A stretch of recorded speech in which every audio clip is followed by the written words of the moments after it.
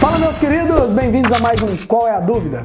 Bom, devido aos nossos últimos vídeos aí sobre surtos elétricos, muitos dos nossos seguidores nos fizeram a mesma pergunta. André, os DPS da linha Plug Use, eles são capazes de proteger os eletroeletrônicos mesmo que a instalação não tenha sistema de aterramento? Pois é, se você também tem essa pulga atrás da orelha, fica ligado nesse vídeo que eu vou explicar de uma vez por todas esse assunto. Se você ainda não é inscrito no nosso canal, se inscreva, ativa também aí o sininho das notificações e não esquece de deixar seu like, porque qual é a dúvida de hoje? Tá show de bola!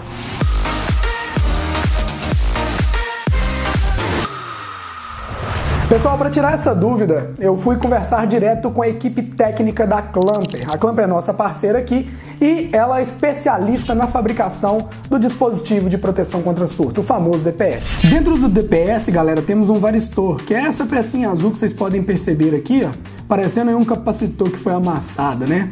Mas o que é um varistor, André?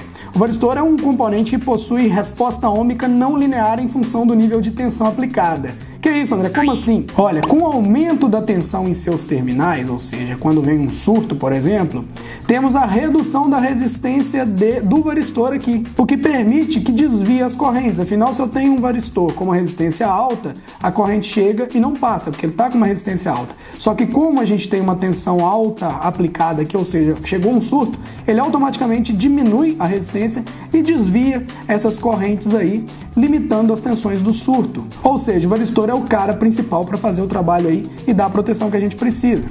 Os dispositivos aí da linha Plug Use, né, que são os filtros de linha, os iClamper Pocket, eles são dotados de dois modos de proteção, com exceção do modelo de 2 pinos aqui, tá, gente? Primeiro eu vou explicar desses dispositivos aqui. O modo comum é a conexão do varistor do condutor vivo, fase ou neutro, e o aterramento. Então esse aqui, por exemplo, é um iClamper Pocket de 3 pinos, ele tem um modo comum de proteção. A gente tem um varistor aqui, ó, para cada linha, ou seja, um varistor na fase, um no neutro ou na outra fase, se for 220, e outro varistor para o aterramento. Você pode perceber que tem 3 varistores aqui, tá? E o outro é o modo diferencial. O modo diferencial é a conexão do varistor entre os condutores vivos, no caso, entre a fase neutro ou entre fase e fase, tá? Então, por exemplo, o modelo 2 polos, ele já é desse jeito. A gente não tem 2 varistores por ele ter 2 pinos, a gente tem um varistor. Só que esse varistor, ele é conectado entre os dois pinos.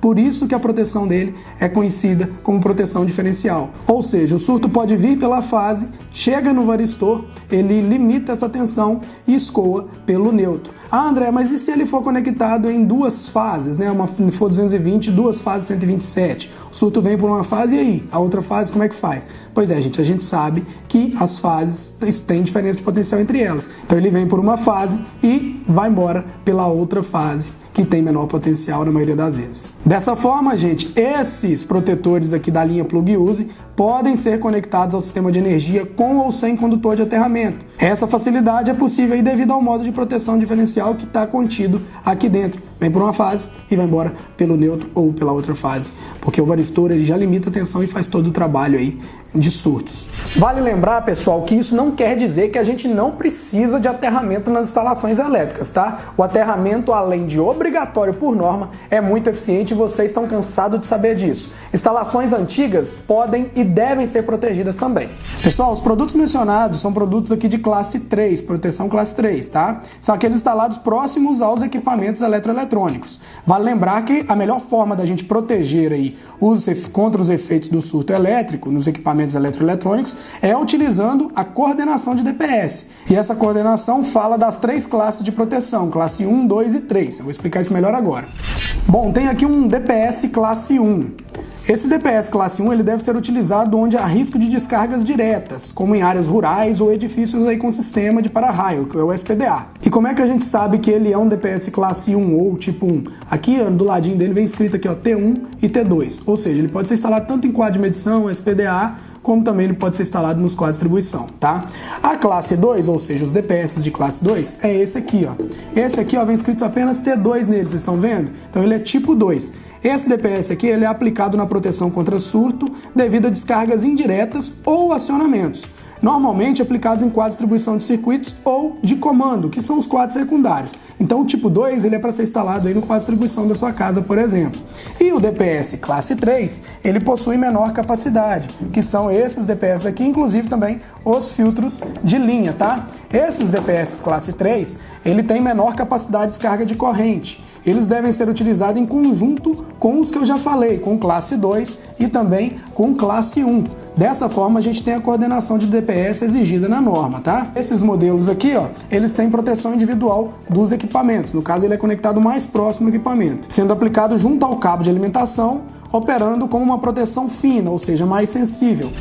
E aproveitando aí o assunto sobre o VCL, né, que é esse aqui, o DPS instalado no quadro de distribuição, muita gente me pergunta: André, eu já tenho DPS instalado no meu quadro de distribuição, então eu não preciso do DPS portátil, né? Eu não preciso de estar com ele conectado na tomada.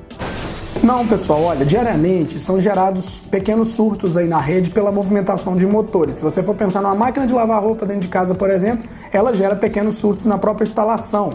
E esses surtos aí, eles vão atingir as tomadas da própria instalação. Afinal, o DPS aqui, ó, o DPS VCL, ele está instalado lá no quadro de distribuição. Então ele protege a entrada de energia, ou seja, ele protege a instalação contra a entrada de surtos na rede. Agora, tudo que tiver instalado depois dele, gerando surto, que no caso é a máquina de lavar, não vai estar sendo protegida por ele. Afinal, está depois dele, está vindo de dentro da própria instalação e não pela entrada da instalação. Por isso que é importante você ter também DPS de classe 3 para proteger os equipamentos, que aí sim você está com a proteção completa, classe 1, classe 2 e classe 3. Bom, conforme os pedidos, então a gente aí juntou com a Clamper para poder responder às dúvidas dos nossos inscritos. Um grande abraço e até o próximo Qual é a Dúvida?